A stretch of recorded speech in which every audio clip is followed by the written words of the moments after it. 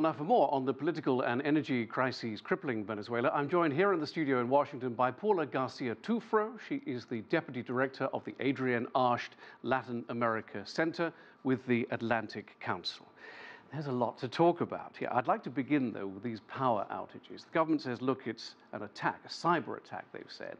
Right. People in the opposition say, no, no, no, this is more likely to be deterioration and mismanagement over many years. It's certainly crippled the country. What's your gut feeling about it?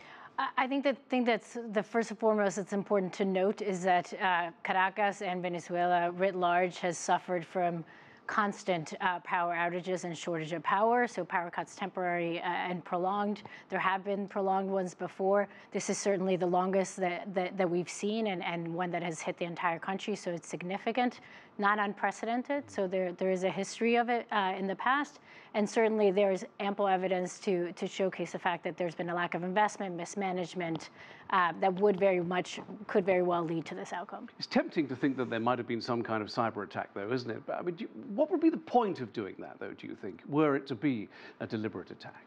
I mean, honestly, it doesn't make a whole lot of sense from the perspective of it feeds into the Maduro regime's narrative that they're under attack and therefore that his loyalists need to stand by him in order to defend Venezuela. So it would be counterproductive for the U.S. to do that. So I certainly don't want to speculate, but it doesn't make a whole lot of sense from that perspective. What about today's competing rallies? The opposition was kept well away from the palace. There were some skirmishes, but they weren't terribly bad, I don't think.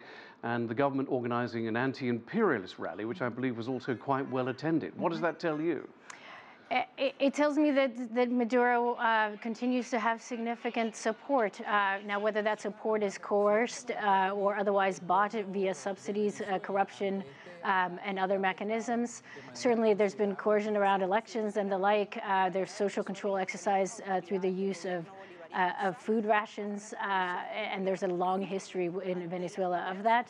So I take it with a grain of salt. Certainly, it's significant that people are still coming out in the street to support Maduro. But from the opposition side, it's also significant that despite the hardships that the Venezuelan people are living, so this number of Venezuelans are still going out and cheering on an interim president and still clinging on to the hope that he represents. Which brings us to Juan Guaido, though. How long do you think he's got before the momentum runs out? We saw an awful lot of enthusiasm for him when he returned earlier in the week, but time can't be on his side, can it? I think most experts would tell you time is not on the opposition side. Certainly, I think the momentum, he still continues that hope that you referred to is still very much alive and well. You saw people in the streets today. They weren't able to set up quite the event that they were planning to set up, but nonetheless, he's climbed up ladders, he's climbed on top of cars, and people are coming out in droves to support him. So I think the hope is still there, but certainly the longer the hardships, the longer he's unable to deliver on the basic needs of the Venezuelan people. He came in with making significant promises in terms of being able to deliver humanitarian aid. The longer he's not able to do that, certainly you run the risk of some of those people losing hope and no longer going out in the streets. Okay, and briefly, if you would, the U.S. is talking about more sanctions and slapping sanctions on people who are associated with Maduro. China, on the other hand, at the United Nations says, look, back off, respect the country's sovereignty, let them sort it out. Who is right, do you think? I think what's important to note is that this is no longer just a Venezuelan humanitarian crisis, an economic crisis, and political crisis. This crisis now has had significant regional ramifications. There are 3.4 million Venezuelans living outside of Venezuela, having left the country as a result of these threefold crises.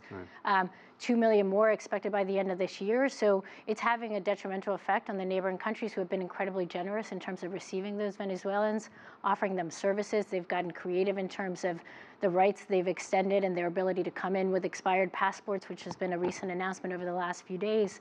Those steps are significant, but they're definitely taxing those neighboring host countries. And so it's no longer just a Venezuelan problem. So I'd say that is number one. I think the other important reference point is that this is a domestic grown movement, right? This is a civic mobilization effort that is being undertaken by the Venezuelan people. And yes, the international community has come out forcefully in support of 57 nations, I believe, as of today. The number changes daily, but upwards of 50 nations are now recognized Guaido and supportive of his government. So certainly countries have come in behind to support that movement, but the movement is homegrown. So I don't think that the narrative that this is solely the international community's making is an accurate read of what's actually unfolded. So all we can do is watch. And thank you for your contribution. Paula Garcia Tufro, thank you very much. Thanks for having me. Thank you.